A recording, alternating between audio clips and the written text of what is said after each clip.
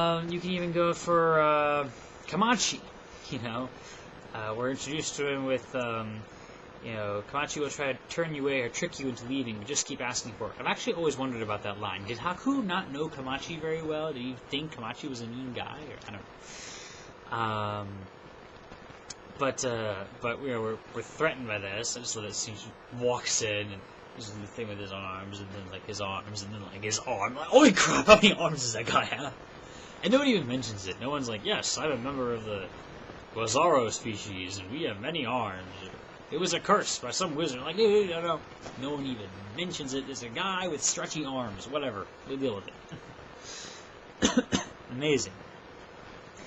But we think that he's an enemy for a second, and then he kind of is a friend, because he calls up for Chihiro,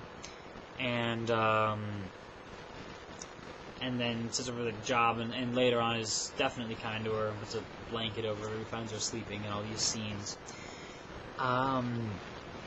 All of these are illusions about people, which are then lost.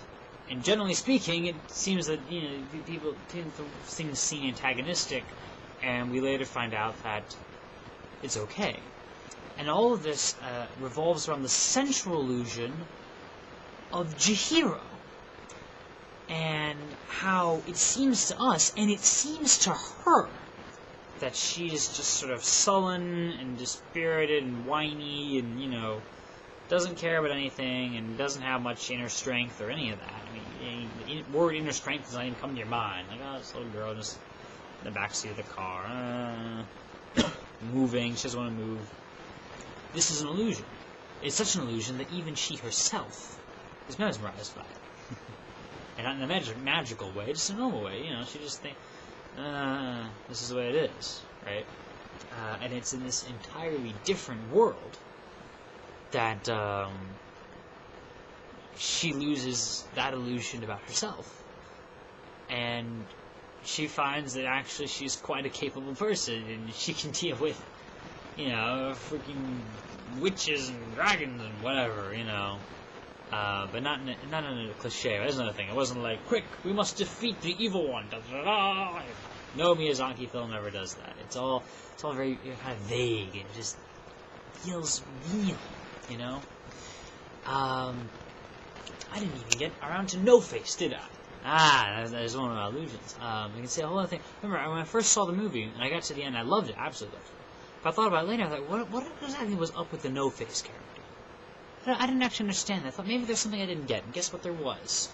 I thought about it later, and there's more to it. Now, there's one thing that's said in one of the special features on the DVD here. I think that was The Art of Spirited Away, is the name of the feature.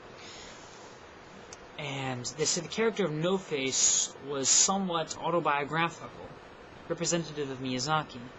It was unclear exactly what they meant by that, but there's certain things you can get. For one, it's every creator's fear that he will be unable to communicate.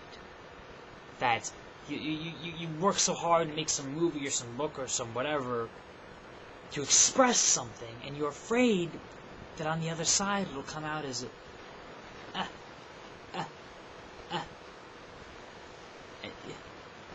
I try, but you don't see what I see. I can't talk to you.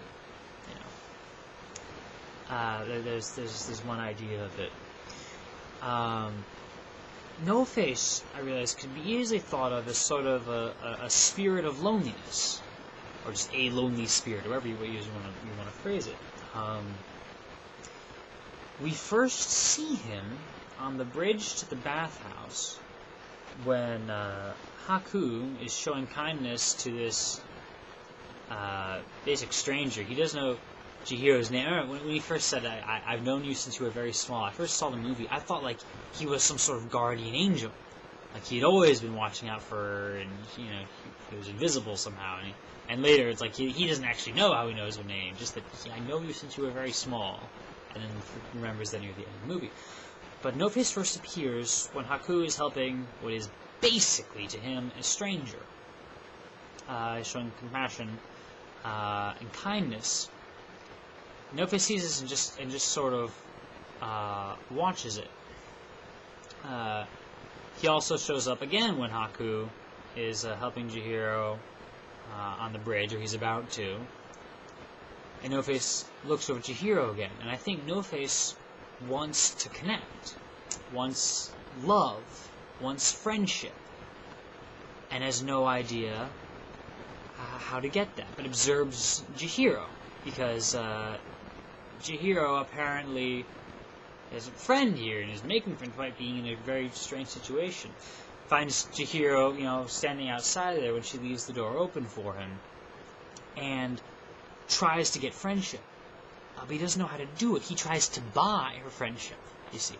He gives her the bath toga, which she needs, and seeing that she likes that, tries to give her like 60 more of them. Like, that should be 60 times as good. She says no, and oh, poor No-Face.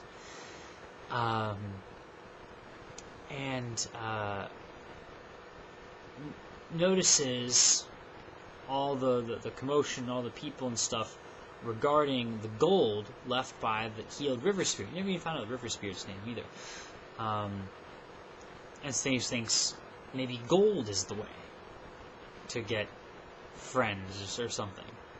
I have the impression there's such a concentration of people and stuff on this whole event of the river spirit. Everyone pulling, they get the bicycle out, and all these really creative twists. You never predict this. Of course, I can now because I've seen things 16 times and I know every line practically.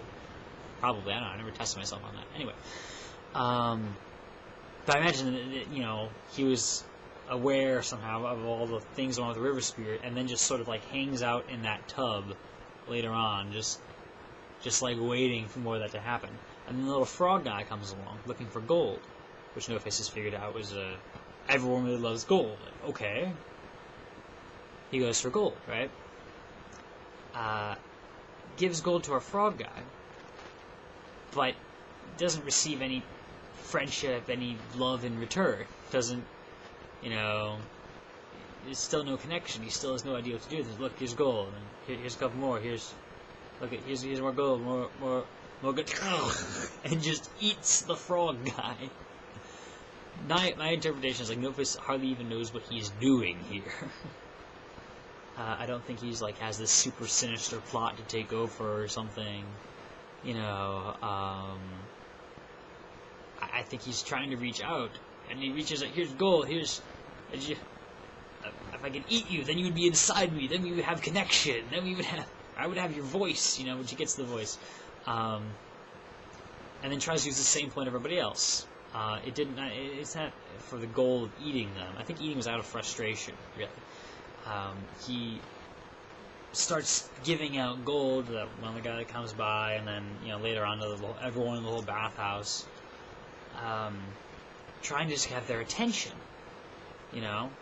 Keep giving gold, and then in return they're bringing him stuff. It's not because he really wants to eat, though maybe eating gives him some little pleasure. I think it's because people are bringing him the food. You see, he's very lonely. Actually, this idea of interact, he doesn't know how to interact and just say let's just talk. Let's be together. He's trapped inside of himself.